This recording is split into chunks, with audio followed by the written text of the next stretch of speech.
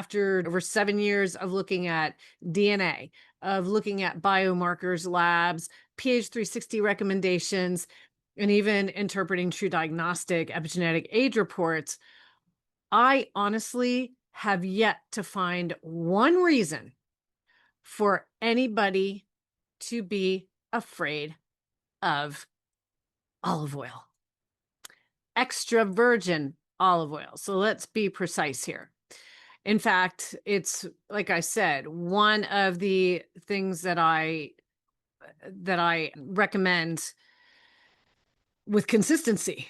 And I'm all about consistency here. So super important to make that point there.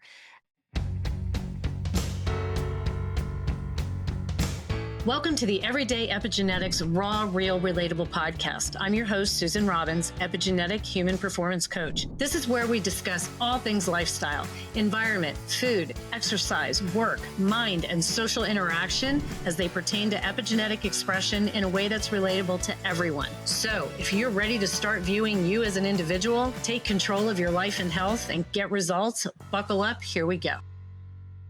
Welcome to the Everyday Epigenetics Raw, Real, Relatable podcast. I'm your host, Susan Robbins.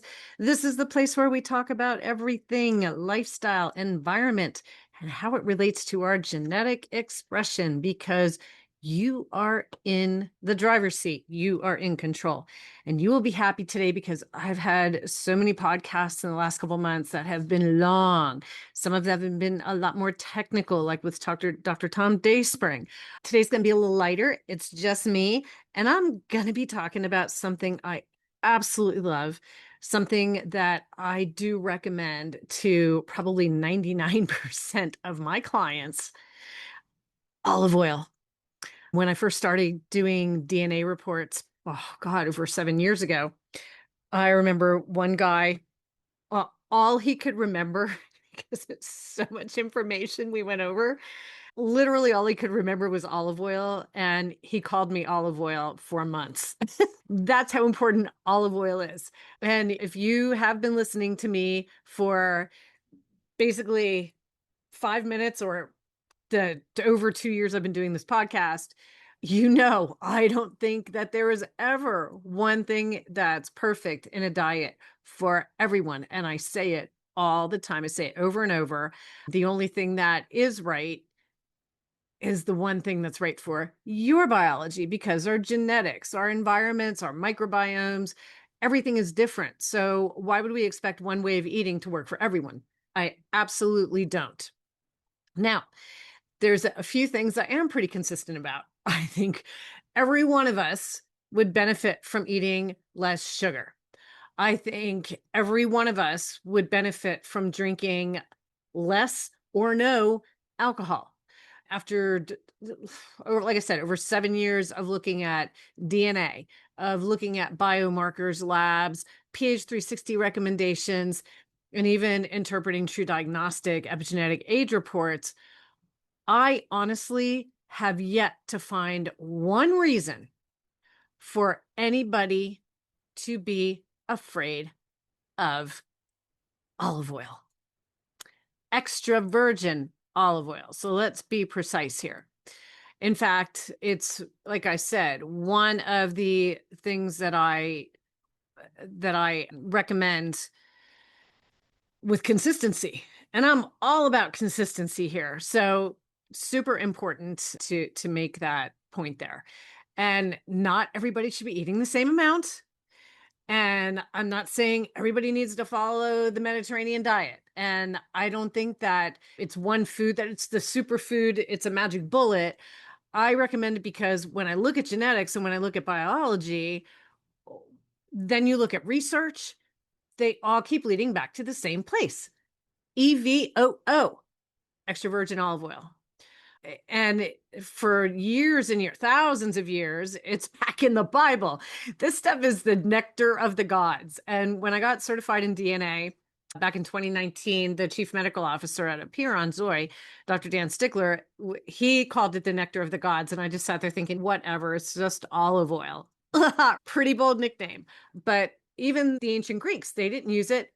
just as food. They used it as medicine. They used it to put in lamps. They used it in religious ceremonies. Olympic athletes actually rubbed it on their skin before competition. And it was integrated into daily life because people recognized its value long before they understood anything about inflammation, antioxidants, gene expression, longevity, right? Everything that we talk about on here. So now we fast forward a few thousand years, science is beginning to explain what they observed. And this is like me on this program. When I say, I'm sitting here, I'm not claiming to be a doctor. I'm not claiming to be a biologist. I don't read every single research report out there. I'd rather stick a fork in my eye. I don't have an attention span that long. But what I do report on is what I personally experience and what I experience in clinical practice with my clients. That's what I bring here. This is what I do every day. So I don't spend my time thinking, asking, what's the perfect diet? I ask, what does this person need at this time? What is this person's biology requiring? And over the past several decades, nutrition, it's like a freaking pendulum, right? If you ever watch the pendulum, tink, tink, tink, or turning in circles, right? Everything reverts back. So if we look back in the 70s, when I was a kid, 70s and 80s, it was like the mid 80s, about 87, 86, 87. I remember because I was married for the first time. I think of all these types of things. Fat became the enemy. And I've talked about it on here. I had a book that was recommended to me. It was Recipes to Lower Your Fat Thermostat. Everything became low fat. I remember my uncle who could never lose weight. He was such a diplo or a guardian connector. Now that I look back, I'm going, God, now it makes sense. But he was trying everything. He and his wife would try everything to lose weight. And they were doing the Scarsdale diet. So you know what? Me at 12 years old, I was a chunky kid. I did the Scarsdale diet, right? It was all about very, very low fat. I remember eating plain chicken breast and lettuce with vinegar on it. That was it. And that was supposed to make a 12-year-old kid who was super active feel satiated. No, I was freaking hungry all the damn time, right? So everything was low fat. You had your fat-free yogurt, fat-free cookies and snacks, salad dressing, but the replacement of the fat was usually sugar and more crappy refined carbs, right? I was eating chocolate Teddy Grahams or the chocolate chip ones. These things were magical. I remember I was actually a trainer at a gym, and I was eating I was eating pasta, I was eating Teddy Grahams because they're all low fat. You want to talk about jacking up my fat thermostat, right? And this is somebody who genetically, I find out, like doesn't process carbohydrates really well. Gee, no wonder I didn't get skinny, right? Then after that came Atkins. So we know that was all, even pre-made bars, didn't matter if it was processed or not, lots of cheese, it's just that cut all the carbs out. And then paleo, and then keto, now carnivore, and then you have your vegans in there and your vegetarian, right? There's always a diet for everything, and it all waxes and wanes. So every diet, it's like we seem to have another villain in nutrition and another hero, right? You got your hero and you got your zero. And some of these changes have been positive, absolutely, because we need to stop fearing all fat, right? That was never supported by good science. And here we're talking about actually good science. And I think we've started making a mistake in the opposite direction. I see people that are saying saturated fat is the healthiest for everybody. Eat all the butter, eat the lard, eat the meat. And I've had clients eating just meat and butter, beef tallow, coconut oil, right? Eat as much as you want. And I subscribed to this when I was paleo for about 12 years. And extra virgin olive oil, even though some people claim it's unstable, inflammatory, unsafe to cook with, going to address that here. So you'll want to stay tuned. Once again, it's one extreme to the other. Look at the GLP-1s. You're either obese or now you're a bony clothes hanger, right? We are just looking for extremes, and that's not where health lies.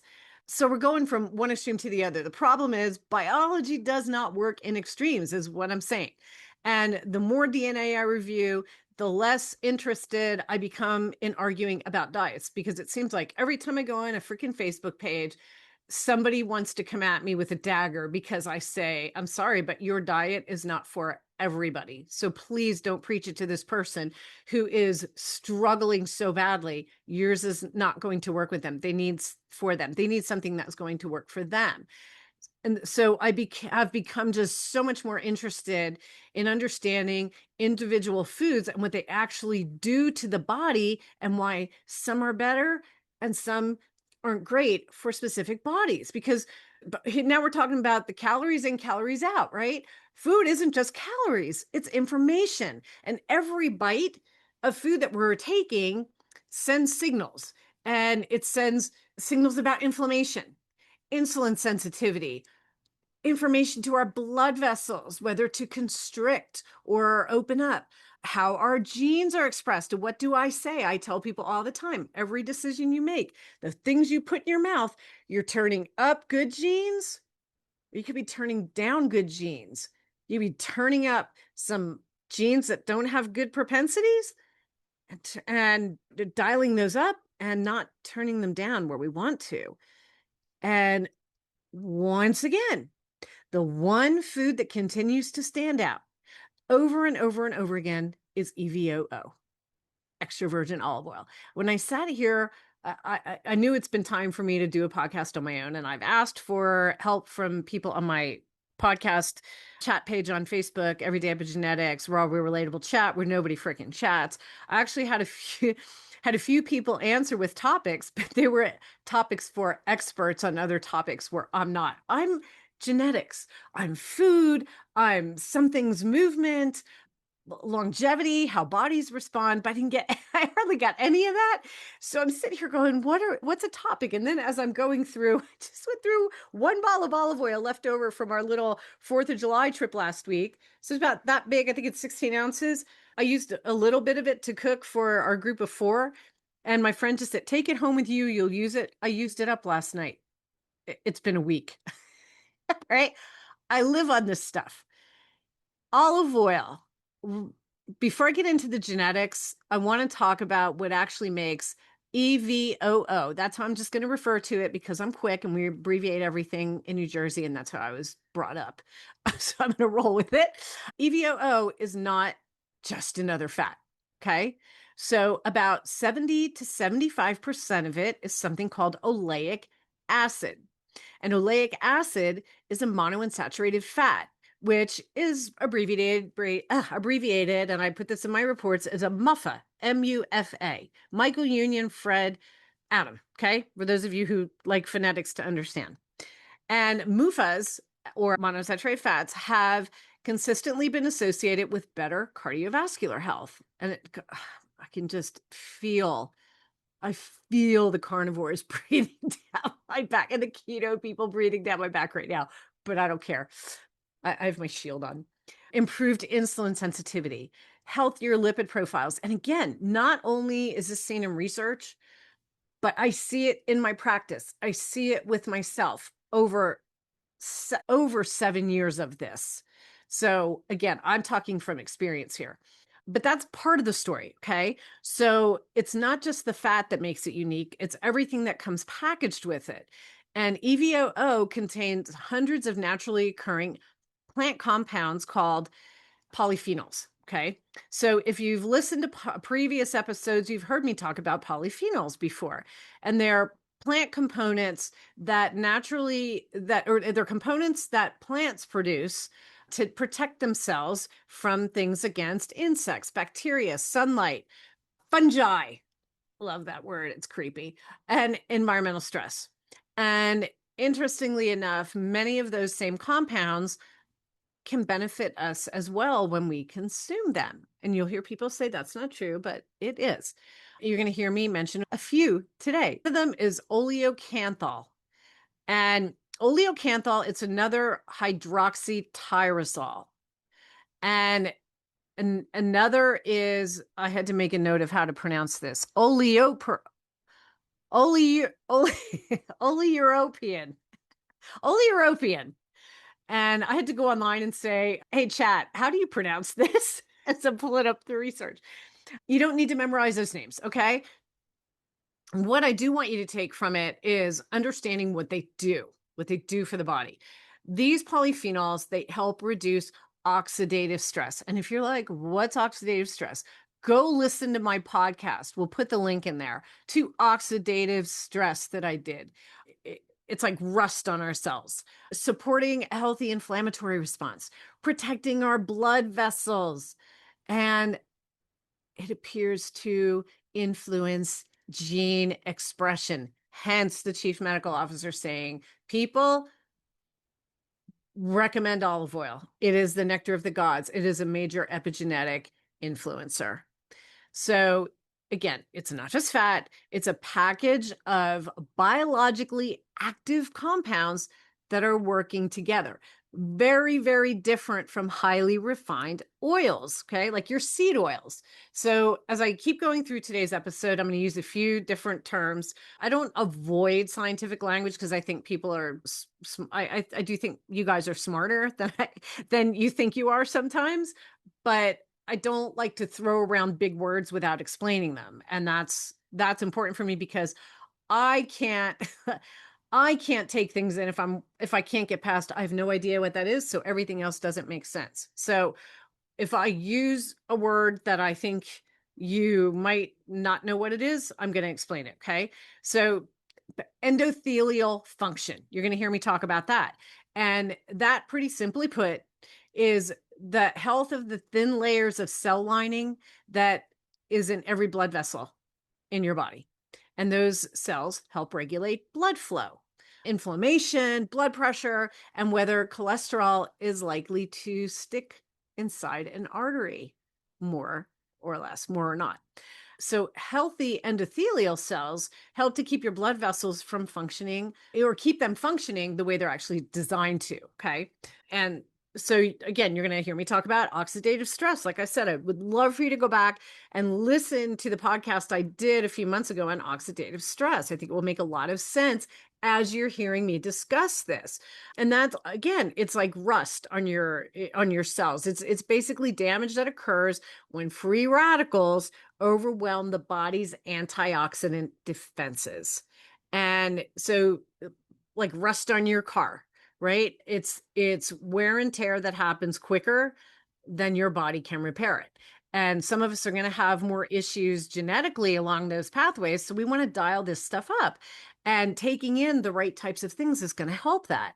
You'll hear me talk about cytokines, inflammatory cytokines, things like TNF alpha, IL-6. I have discussed these ad nauseum in my podcasts with guests and not. So again, it's going to keep coming up. And if you have never listened to podcasts where I've explained a cytokine, it's a little messenger, chemical messenger that your immune system uses to communicate.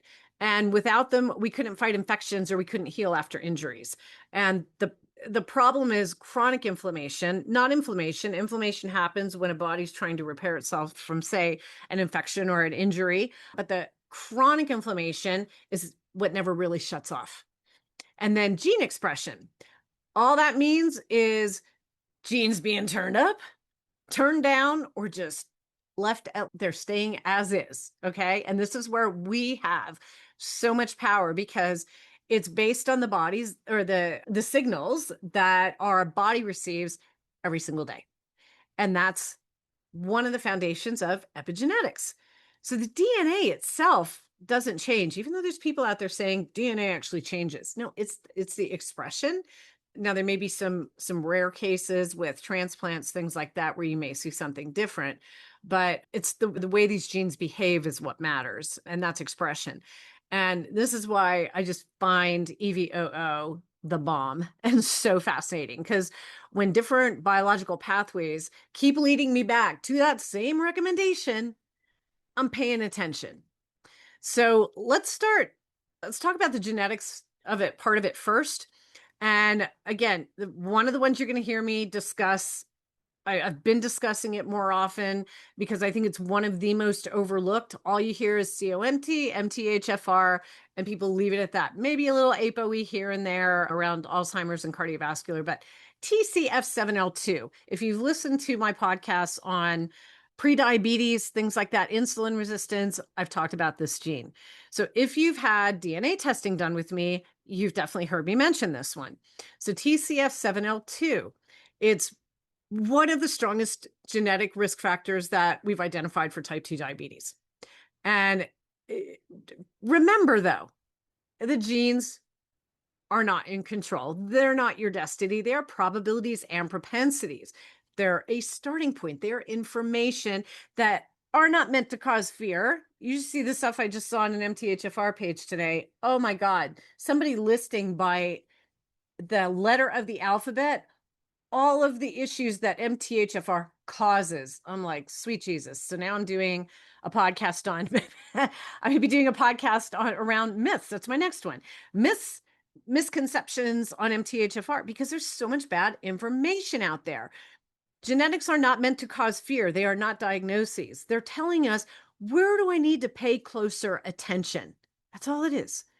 And so with TCF7L2, the biggest job here is to help regulate insulin production and glucose metabolism. So if someone carries risk variants, then I'm immediately thinking about protecting insulin sensitivity, about low glycemic foods, about movement. Okay.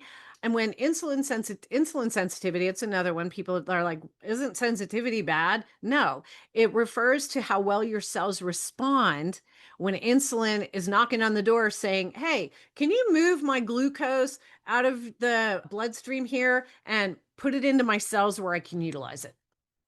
That's what insulin does. So you want that insulin sensitivity to be there, right? That's where we talk about there's insulin resistance, where the insulin's going, whoa, nope, I'm not working. I'm not doing the work. So when you are insulin sensitive, that's a good thing because your body doesn't have to work as hard. So you'll see the insulin number go up, fasting insulin, when it has to work harder and harder. And that's when the pancreas has to produce more and more insulin to accomplish that same task. And over the years, the decades, that extra demand can become an issue. It may be, maybe you're a shift worker and that starts to happen more quickly because you're eating overnight when you shouldn't be. Okay. It's another one I did. Listen to one on shift work, how this affects insulin sensitivity.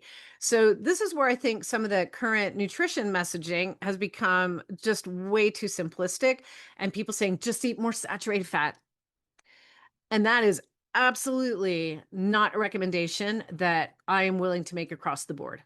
In fact, I see more DNA reports where people are genetically prone to not process it as well. And that's why we're seeing with a lot of these very high saturated fat diets, why we're seeing things like cholesterol, apolipoprotein B, even LPA start going up. So I don't recommend this to everybody because I don't know your genetics. And I don't recommend typically don't just recommend anything without knowing how someone's going to respond to it.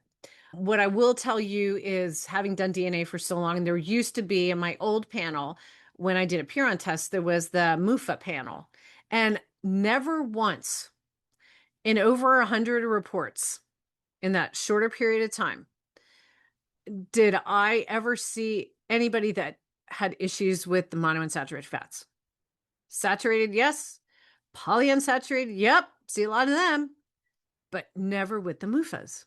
So I think, and that's why they said they actually removed it from their reports back then, because they said there's nobody that doesn't seem to do okay with them.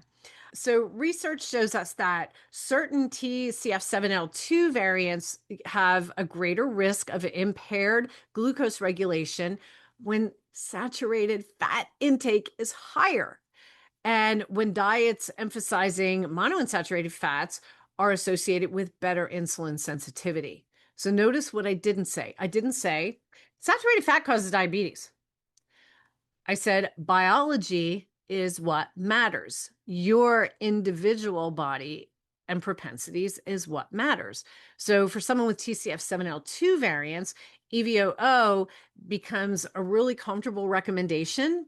And I see this in my pH 360 reports. Sometimes it's dialed back. I'll talk about that. And sometimes I override it and say, you can be more liberal with olive oil because it has so many wonderful properties to it. But it's predominantly monounsaturated fat, particularly that oleic acid, which while delivering the benefit that we talked about earlier. So different biology, same recommendation. Another gene I pay a lot of attention to is one called PPAR gamma, PPARG. And there's a PPARG and a PPARG2. And if TCFL2 makes me think about insulin, PPAR gamma makes me think about fat metabolism. And this one's a big one because people that have both normals here, they call it, quote, genetic privilege that you likely, now remember that word, likely process most fats well. I've seen people where they have the PPAR gamma CC, that's the genetic privilege. And then you look at their saturated fat panel, and it's like poor, or high risk for omega-6s, which is a PUFA, polyunsaturated fat, causing inflammation. So again, you have to dig deeper, always go deeper and look. But PPAR gamma determines how fat is stored, how it's burned, how insulin functions, and inflammatory signaling. And it gets more interesting here because remember when I said food is information, right? This is a perfect example. So the oleic acid, which is the primary fat that's found in the EVOO that I talked about, it's actually a natural activator of the PPAR or the PPAR gamma receptors. In other words, EVOO isn't just providing some energy, it's sending signals. It's interacting with pathways that influence the metabolism itself. And again, there's the PPAR gamma 2, okay, which is another one, the other gene I was talking about. And certain variants there are associated with higher susceptibility to insulin resistance, obesity, metabolic dysfunction, especially when lifestyle isn't supporting healthy gene expression, right? Lifestyle, not destiny, information, nothing to panic about, information to help you make better choices. And the one thing researchers repeatedly observed is that people with some of the PPAR gamma variants, which would be the G allele, often respond really well when monounsaturated fats or those MUFAs become the primary fat source in the diet. And this is going to be things like avocados, avocado oil, chicken. Chicken skin is predominantly a MUFA, believe it or not. People think it's saturated fat. Macadamias, but told that macadamias are fattening and will make you fat. So everybody goes for the walnuts and the peanuts and everything else. Macadamias are much higher in monounsaturated fat. The MUFAs, again, okay? Pumpkin seed's another one higher in the MUFA. But the one food that keeps coming up under the MUFAs at the top of the list is the EVOO. So once again, a different gene, same recommendation, eat the olive oil. And then I want to talk about inflammation. And these are the two that I brought up earlier when I was talking about inflammatory cytokines. And those are IL-6 and TNF alpha, and they help to regulate these inflammatory cytokines. And again, cytokines, chemical messengers that your immune system uses to communicate. And again, we need them to heal. We need them to heal from injury. We need to heal them to heal from infection. But the chronic inflammation is the problem. And some people have variants associated with producing or maintaining higher levels or a stronger response to inflammation with around IL-6 and TNF alpha under certain conditions. So when I see variants there, where do I go in my mind is how do we reduce unnecessary inflammatory signals? And EVOO shows up again because the fats that we have to look at that can drive those two up comes up around, some of them is a high fat diet, but always it'll say exacerbated by a higher saturated fat intake. So when we look at olive oil again, polyphenols, and this one's oleocanthal and hydroxytyrosol, have repeatedly demonstrated anti-inflammatory activity in lab studies and in human studies. Olive oil is one of the most researched things on the planet. And research has shown reduction in the inflammatory markers, including IL-6 and TNF alpha, particularly when people consume higher levels of EVOO on a regular basis. So now, am I saying hey, olive oil, it's like medication? No. I'm saying it consistently sends biological signals that support a healthier inflammatory environment. Who doesn't want that? Especially my older listeners, right? As you get older, ditch the shitty seed oil, like the canolas and all that. Pick up some olive oil, pick up the EVOO, and see how you start to feel. So, again, another different gene, same recommendation. Here's another one. And this is a new one. So, I love my DNA array. I go in there and there's new stuff in there all the time. It's always being updated when it's researched that there's a new SNP that could be pretty impactful. It's in there. Things where research really isn't, it's not there. And you'll see in other reports, there's a lot of kind of BS genes that really don't have a lot of research behind them. So I can guarantee you with mine, there's research. And so this next one is a relatively new one to me. I hadn't heard of it, called CAV2, CAV, or Charles Adam Victor 2. And this one involves insulin signaling, fat metabolism, and the endothelial function. Remember, that's simply the thin layer of cells lining your blood vessels. So healthy endothelial cells regulate the blood flow, blood pressure, nitric oxide production, and help reduce the likelihood of the plaque formation over time, which is what so many people are dealing with right now and wondering why. So one of the just remarkable things about EVOO is that study after study continues to demonstrate improvements in endothelial function. And some of that appears to be related to oleic acid, some of it to the polyphenols, some of it in reductions to oxidative stress. It doesn't matter. Whatever the mechanism is, the outcome is going in the same direction. It's healthier blood vessels. And when you have healthier blood vessels, generally that's going to mean a healthier heart. And then we have cholesterol. Listen to my cholesterol podcast where I'm debunking a whole bunch of crap there. It's not necessarily the numbers. It's cholesterol biology, okay? Then we talk about ApoE. And ApoE or ApoE helps to regulate how the cholesterol is transported and cleared from the bloodstream. And different ApoE variants, they will respond differently to different dietary fats. So, for example, if you carry an ApoE4, as do I, ApoE4 carriers will often tend to experience larger increases in LDL and apolipoprotein B or ApoB when saturated fat intake is high. So I was told back when I went through my training, when you see an ApoE4, whether it's a 2,4, 3,4, especially a 4,4, you still want to be 5% or less daily caloric intake from saturated fats.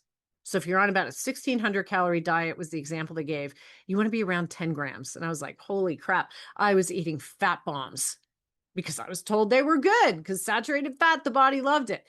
And this is why my particle sizes and numbers were crazy off because I also carry variants with the ApoB, right? So and then I've worked with people that I was shocked that were eating higher saturated fat and had some cholesterol issues, but when we dug deeper, their ApoB was okay.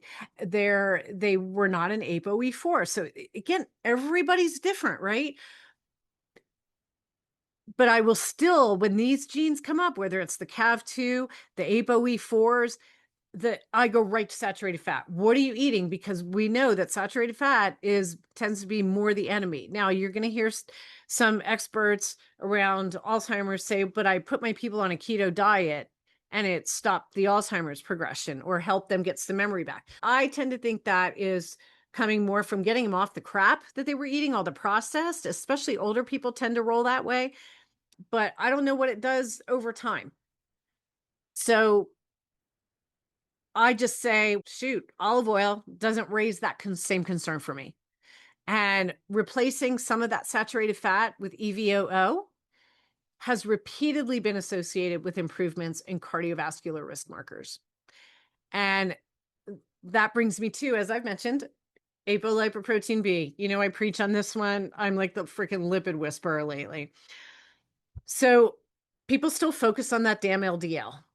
I don't. I take a look at it. If I see it elevated and significantly elevated, a little over 200, I don't tend to worry too much. Or with the LDL, a little over 100, I don't tend to worry too much or have it do too many flags unless I see things around the genetics. But when I see apolipoprotein B go up, this is where we need to focus. It's a major marker here. And it tells us how much cholesterol is being carried. And the LDL tells us how much cholesterol is being carried. Let me get this right. LDL is how much cholesterol is being carried. The ApoB is the cholesterol carrying particles that are circulating. That's the trucks. If you listen to that podcast, that's the delivery trucks to the cell. And very important distinction. So each ApoB particle has the potential to enter the artery wall. And research consistently shows ApoB is one of our strongest predictors of cardiovascular risk. And I just had someone, a former client, come back to me asking, can you take a look? I've had family history. I don't want to go on a statin. And the cardiologist tested this. All they tested for was cholesterol and triglycerides. That's it. I'm going, Jesus, and you had cancer? And they don't test for any of this. Apolipoprotein B, I think on my blood work through my lab that I use, my cash lab, it's $17. It's cheap AF, and people are not doing this. So always look beyond the standard cholesterol panel. Please, please, please get the ApoB, get the NMR profile, look at the particle sizes, the particle numbers, because people respond differently to saturated fat. And then you're going to see some might see no change. Others might experience a dramatic increase in ApoB because you'll see that it's typically diets, high fat, especially saturated fat, that can drive up ApoB. And that's, again, a genetic predisposition there is big. So genetics can help explain part of that variability. And once again, EVOO is reliable. I just rarely hesitate to recommend it. The final gene I'm going to mention here is ABCG8. And I just did the podcast a few weeks ago with Dr. Tom Dayspring, specifically on hyperabsorbers of plant cholesterol. So I'm not going to spend too much time here. But ABCG8 influences how your body efficiently or not absorbs the cholesterol or sterols from plants. And when I see somebody with variants in ApoB, which I am one of I have not seen any other DNA testing for this, but if I see high lipids and nothing has worked diet-wise, exercise, even using statins, I'm going to look for these genes, or I'm going to do a different test, a beta cytosterol test, and see, because so many, you have foods that are really high, that are the higher saturated fat, butter, cream, cheese, egg yolks, fatty meats, all these things. But with your plant sterols, it's things like nuts and seeds and olive oil. You can't stop eating those. You just need to stop the absorption if you are a hyperabsorber. So I have people that are hyperabsorbers. We just don't tend to take them off the olive oil because there are too many positive things with it. So that still doesn't change my view on EVOO. So even if someone is a cholesterol hyperabsorber or hyperproducer, I'm still going to recommend EVOO as likely the primary fat. It just may be in smaller amounts. And like genes, if you're looking for DNA to tell you exactly what you should eat, it's not going to happen. DNA is probabilities and propensities. It can't give you those precise things that you should be eating and at what times. But the genetics tell me these are questions I need to ask this person. I want to find out what they're doing and when, because that's going to tell me where the biology may need support. And that's why I like the PH360, because we have that precision by inputting all this information. Now, When you look at the different biological pathways like insulin sensitivity, fat metabolism, inflammation, the blood vessel health, cholesterol transport, particle numbers and sizes, again, all that listed, where have you seen EVOO as being the enemy? It's not. Not because one study said so or anything. It's the biology just points back to it pretty simply each time. So let's step back from the genetics for a sec and ask a simple question. Does the research actually support what we're seeing biologically? Because understanding the mechanisms, that is important. And what I really care about is whether those mechanisms translate into healthier people, healthier me, healthier clients, healthier people I love. And I just don't make recommendations based on one study. I don't make recommendations based on any influencer. And I don't make recommendations based on whatever happens to be trending in the latest social media. I want to know whether multiple lines of evidence point in the same direction. And again, I guinea pig on myself as well. So does the biology make sense? Do the genetics make sense? Are there human trials that support what this is saying? And do long-term population studies support it? When all of those begin telling the same story, you have to sit up and take notice. And that's what happened with EVOO. And I'm not talking dozens of studies. I'm talking there's thousands of studies on EVOO. And they've spent decades studying olive oil from pretty much every angle that you can imagine. With all the things we've talked about already, down to cancer, brain health, healthy aging, and it really performs really quite well, remarkably well. And there was a study called PREDIMED. This is apparently one of the better known studies. And I haven't mentioned it here before, but you may have heard of it. But unfortunately, it's often described as the Mediterranean diet study. And I hate anything that says diet. And I think it misses one of the most interesting parts. So here's the data on the study. So the studies followed more than 7,400 adults who were already at high risk for cardiovascular disease. And it followed them for almost 5 years. So you had one group that followed a Mediterranean style eating pattern that was supplemented with approximately 4 tablespoons, which is probably what I'm doing, going through that bottle so quickly, of EVOO every day. And I know some of you just shuddered going, where the hell would I fit that in? You can. Another group, similar eating pattern, but they supplemented with nuts as opposed to the EVOO. And then you had a control group that was advised to follow a low-fat diet.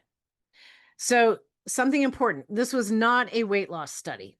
And people weren't counting calories and they weren't trying to lose weight. The researchers wanted to understand what happens when people consistently improve the quality of the foods they're eating. And here's what happened. The study was actually stopped early because the benefits became so obvious. The group using the EVOO, about 30% reduction in major cardiovascular events. 30%. That's pretty big. So it'd be about 33 out of 100. Heart attack, stroke, cardiovascular death, right? All those real outcomes. Now, and we say EVOO gets all the credit? Nope. Because it wasn't an olive oil only study. And that's why I kind of grappled with whether I wanted to include this. But when you look at 4 tablespoons of olive oil a day, compared to people who are afraid of too much oil and they just drizzle it, but yet they're eating a pat of butter, I'm like, eat the olive oil. But the common thread was the generous use of the EVOO. And then when you look at the genetics we discussed, it totally makes sense. Another study was called EuroLive or EuroLive, and this one asked a different question. The researchers wanted to know whether the quality of the olive oil mattered, because I thought I need to talk about quality of olive oil because they are so different. And I know a few years ago we were all scared when this one study came out saying, "Oh, all these popular brands, they're crap. They're all canola oil, or they have a bunch of the seed oils mixed in with them, but they're calling it olive oil," and people panicked. So what they did, these participants, they consumed olive oils containing different amounts of polyphenols, and the fat composition almost identical. The difference was primarily the amount of polyphenols. So what happened was the olive oil that contained the highest level of the polyphenols consistently produced the greatest improvements. Better HDL, lower oxidation of LDL particles, greater antioxidant activity, reduced oxidative stress. And that's important because it tells us something, that the benefit is not just the fat, it's the types of fat, the naturally occurring plant compounds. And that's why I've emphasized the EVOO throughout the episode, because it's not refined olive oil. It's not, quote, pure olive oil. It is extra virgin. Who doesn't love the virgin, right? That was just so wrong, Susan. I'm way years past that. One area of research, again, gene expression. So which genes become more active, which are less active, which don't get changed. That's based on the signals the body receives. And researchers show that meals rich in extra virgin olive oil can influence the expression of genes involved in the inflammation, immune function, oxidative stress, cardiovascular health.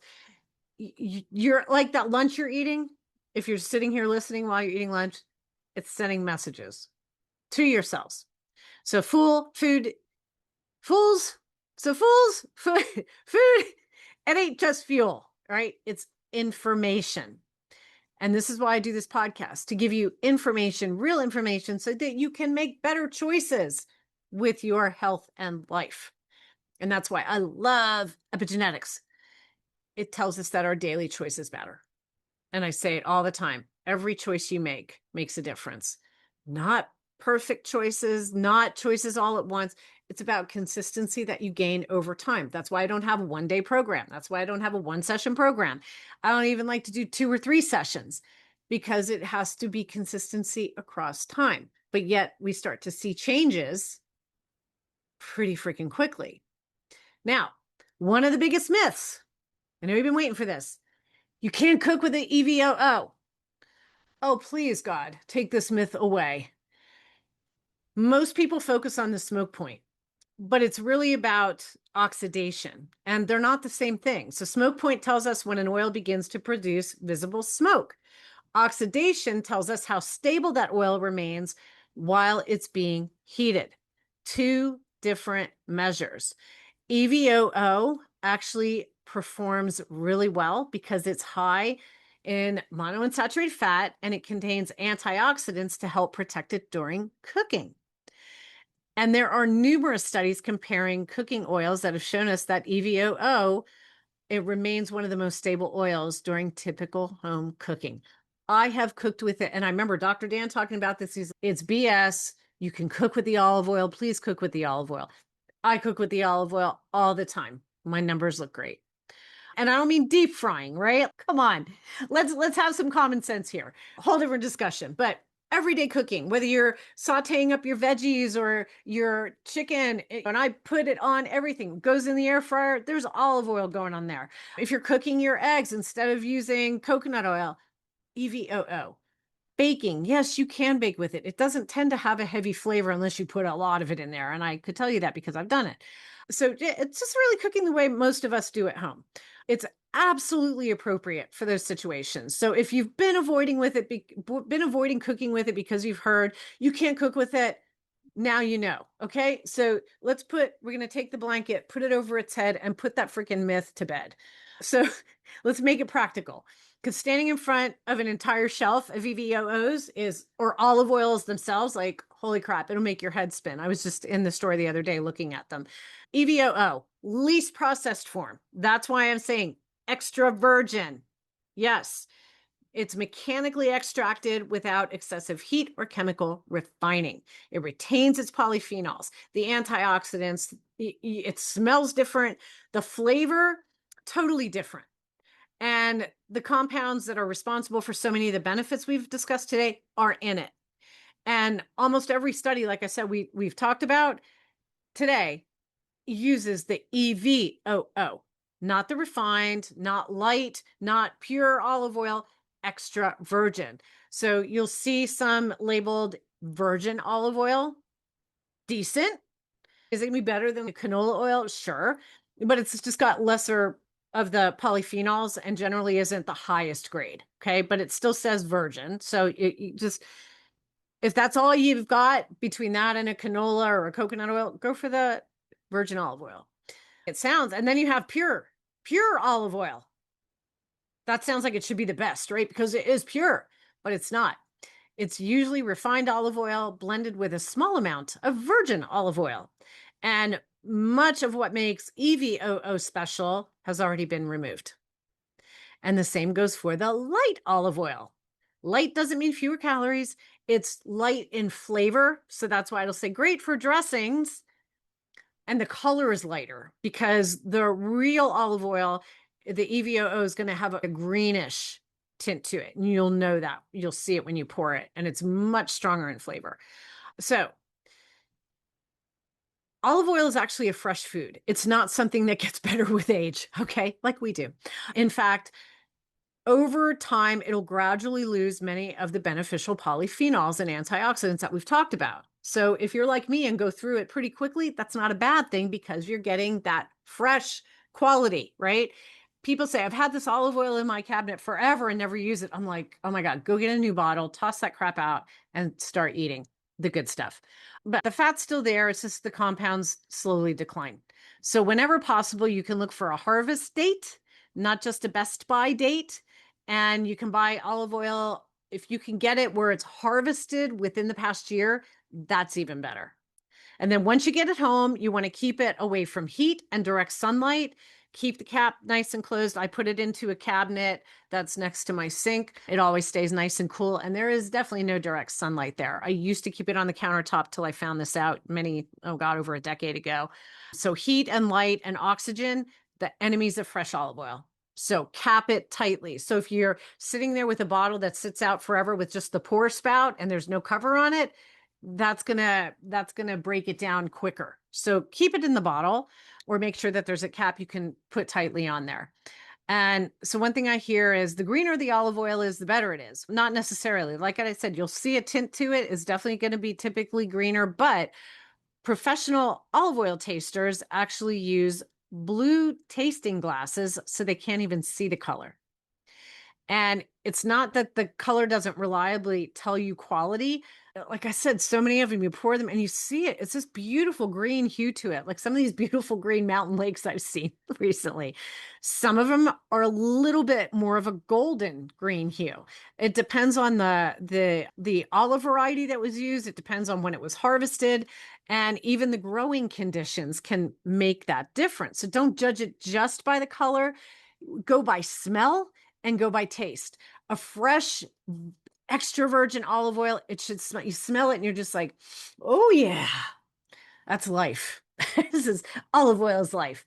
Maybe a little fruity, sometimes a little grassy, a little combination of both. But when you taste it, it's going to be bitter. It smells like it should be a little sweeter, but there's a bitterness to it. And then what I think everybody tends to notice is when you I've taken sips of it to taste different ones or a little taste testing at those places that have the vinegars and oils you can taste test. And it's, oh, that's a good olive oil. Yeah, it catches you. It's that peppery sensation at the back of your throat. You might cough or just be like, oh, I'm like, and then they come up and go, do you need some water? Yes, that is a good sign. That's the polyphenol that I mentioned earlier, that oleocanthal, that is largely responsible for that peppery finish. So it's not that it's bad or something's wrong with it. It is one of the characteristics of a fresh, high quality EVOO. So people ask what brands I recommend. There's so many There's really a lot of good ones out there right now. So there's several brands that have consistently earned a good reputation for quality, transparency.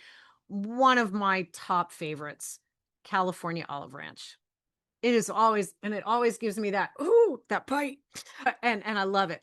Look for the bottle labeled on that brand, 100% California.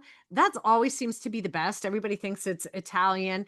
From what I've heard, and I really couldn't find either way proof, is that the ones from Greece or Spain or Italy, but that they would be the ones that can tend to be more tainted with seed oil to help fill it. But I don't know.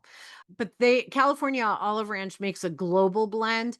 It's still EVOO, but it's sourced from multiple countries. So that's up to you. I get the 100% California when I'm looking for olive oils. Another one that came up on the list years ago, and again, I see the greenish tint in there, and that one burns the back of my throat. If you have a Costco card, it is the Kirkland organic extra virgin olive oil, and you can get the big jug. I swear, it's 52 ounces. It used to be just a few years ago. I'm telling you, it was $9.99. I kid you not. Now it's 20 some bucks, but still for a big jug of it, and I'll go through that in 2, 3 weeks. I get a good 3 weeks. It's worth it. So if you have a Costco card, get that one. Now they have another one that's just virgin. No, get the organic extra virgin olive oil. And that one has, over the years, it's repeatedly performed well in independent quality testing. Cobram Estate is another one. If you want one from Italy, Lucchini Italia. There's other ones from producers in Spain, California. We just talked about California, Portugal, Italy, Greece. So it's not necessarily the country. You want companies that have a reputation, and this is with anything, quality and transparency. So again, years ago, that scare came up. In some cases, that the oils were diluted with less expensive or refined seed oils, or some of them were just old by the time they reached the store shelves, right? So testing quality standards since that came up, that has improved considerably, because I think these companies didn't want to be caught with their pants down anymore. So does it mean it never happens? No. But again, go with the companies that you might pay a little bit more, but it's better to pay a little bit more out of pocket and get quality than be taking in stuff that may have you paying at the doctor's office for increased inflammation or just junk. So buy from reputable, and you can look online. There's plenty of resources there to see what their reputation is and what their products actually are. So one last thing, which is an observation from my practice before I wrap up, not a published study, but it's something I noticed when I was reviewing True Diagnostic reports for about, I think I worked with them for about 1.5 years, and they're the epigenetic age testing. One thing that surprised me was that I didn't consistently see one particular diet associated with slower biological aging, that they had said that a Mediterranean diet was known. And I would tell people the two things that I saw made a huge difference in the years of my practice were olive oil and fish. But what I did see was, when it came to slower biological aging or epigenetic aging, I did not see it consistently with people that were strict keto. Carnivore was just starting to come in the fray, and I definitely was not seeing anything there. And I didn't see it consistently with a vegan or vegetarian. So again, not a clinical trial, and it's not proof that those diets accelerate aging, but there's just too many variables involved there. You sleep, stress, exercise, environmental exposures, relationships, medications, genetics, right? Chronobiology, all of those things are going to impact biological aging. But it challenged something I think that many people assume, is that when you follow a particular diet automatically, it means you're healthier. And I simply didn't see that. What I kept seeing were people paying attention to the fundamentals of good sleep, healthy movement at the right times, stress management. Huge. Stress is playing a massive part. Good whole foods like EVOO, stable blood sugar, strong relationships, spending time outdoors. and foods that consistently support healthy biology. EVOO shows up over and over. And an advantage for me reviewing DNA, like freaking every day of my life, it feels like, is that you see patterns. I've been doing this for over 7 years. Like I told you, TCF7L2, insulin sensitivity around fats, PPAR gamma, fat metabolism, IL-6 and TNF alpha, inflammation, CAV2, blood vessels, ApoE, cholesterol transport around Alzheimer's and cardiovascular disease, apolipoprotein B, cardiovascular risk, different genes, different biological pathways, everything works together, different people. Olive oil is the one thing, not because it's a miracle food or a superfood, like I said, and not everybody needing the same amount. And I don't think everybody needs to be on a Mediterranean diet. But because you're going to have some people do better with carbohydrates, believe it or not, people, there are people that do better with higher carbohydrate intake. Some are going to do better with fewer. Some thrive, like the activator. We thrive on animal protein. Some are going to emphasize plant foods. My guardians, my diplos on the guardian cusp. Some need more fat and some need less. Okay. Some need less. It's personalization. And looking at so many biomarkers, age reports, research, I have yet to find someone's biology that says, you know what this person really needs is less olive oil. I'm not once, not once. And again, that's where I'll even override where it comes up on pH as being very low intake. A couple times a month, I'm like, use it. Pretty remarkable. Pretty remarkable. I pay attention to this kind of stuff. And that's why I wanted to bring it to the forefront today. And that's why you will continue to find a bottle or two. I just finished that one and I have another one ready to go sitting under my counter. Not because someone told me it was healthy or because biology keeps bringing me back to it, but because I know what it does for my body. I see the proof. And that's what I pay attention to. And that's what I teach my clients to pay attention to. So if today's episode, if it resonated with you and you're realizing your health deserves more than generic recommendations, I would love to help.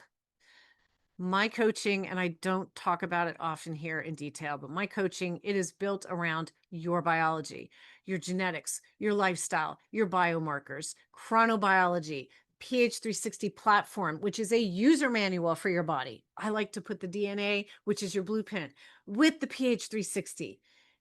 And that's how we find out what the perfect food, the perfect diet, lifestyle is for you, because it is based on your biology. And that is the only diet that is actually right for you.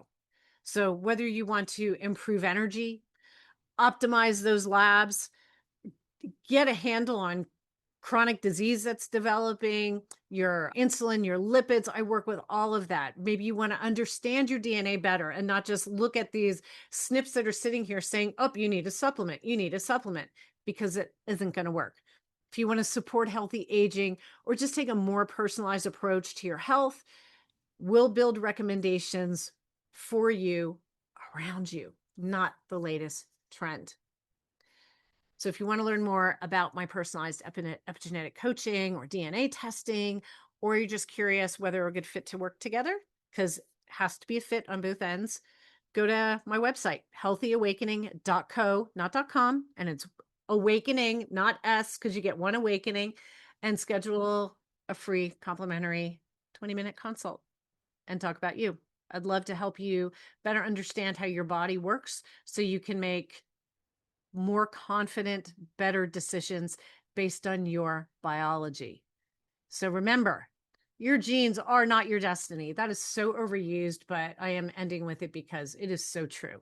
Our genes don't control us. They're your starting point. It's your blueprint, your daily choices, your environment you surround yourself with. All of these help to determine how your personal story is going to unfold. So until next time, stay curious, my friends. Share, subscribe, please, to this podcast. Give me reviews, rate this podcast. I've been getting fantastic guests on here, some just brilliant people, and I want to keep that coming to you. So help me grow this podcast and keep bringing you real information that is not agenda-based. And yeah, let's do this. And I thank you so much for your support and following my podcast. And I just love to help you understand what your body has been trying to tell you. So reach out. Like I said, you can go also to the podcast chat on the Facebook page. It's Everyday Epigenetics, Raw, Real, Relatable Chat.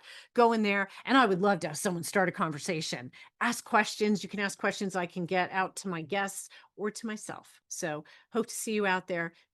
Go eat some olive oil, do some shots of olive oil, get out there and make it a great day and be your most authentic self. And thank you for joining me today. Thank you for tuning into my podcast. If you enjoyed this week's episode, I'd love for you to share it with someone who'd find the information useful. Please leave a review anywhere you listen to podcasts, and it'll help the information get out to others. If you're interested in seeing if we're a great fit to work together, the link is in the show notes below where you can sign up for a free consultation with me. So go make it a great day and let your authentic self shine.